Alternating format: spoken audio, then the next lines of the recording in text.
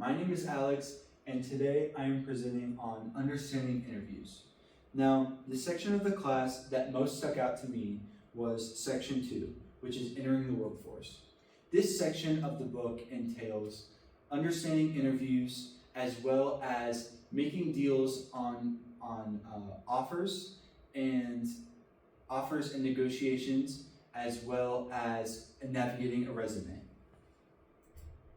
So, searching for a job. When you are searching for a job, it is important to find one that matches your goals and priorities. Using the first step of the keys method, which is knowing yourself, ask questions to determine what you're best at and what motivates you. Understanding what your priorities are before searching for a job are very important. The interview process. Like I said in the last slide, researching not only what you find important, but what is important about a company is a very good thing. But it is also good for you to be able to ask questions during an interview. Being able to do research on a company's culture and background, as well as any initiatives or fundraisers or awards they have won, really shows that you have done your homework and you are very, very good at interviewing.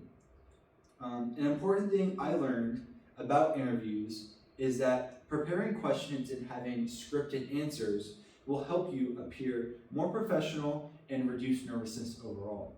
You need to have a clear concept and be able to comment on the information that you have put in your resume, the skills you possess, and the specific wants of your job posting.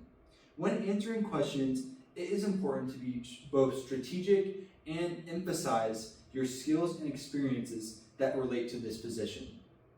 Knowing yourself as well as evaluating your professional context.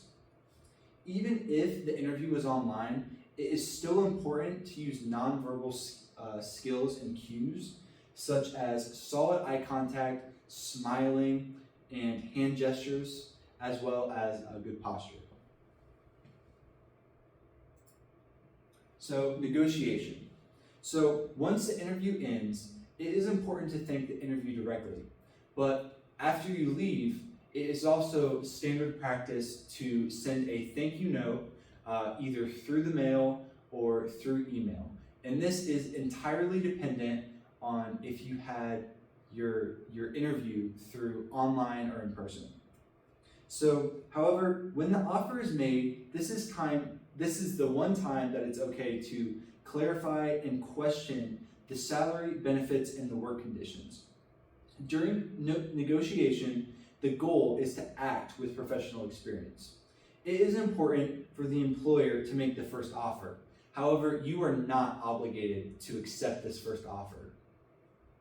This is why it is really important to research not only yourself, but the industry norms, salaries, like benefits, as well as assessing your own value from your own education, experience, and certifications.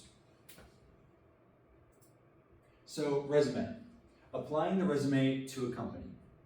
So, another important idea is developing and understanding your resume before the interview.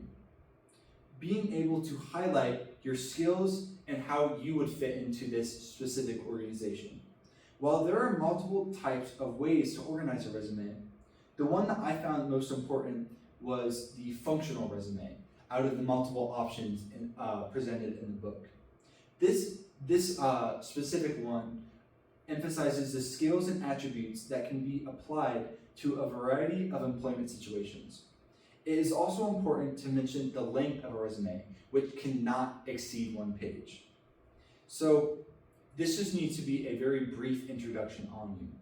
So same vein, you cannot, adding hobbies, awards, or recommendations is very unprofessional and does not look good.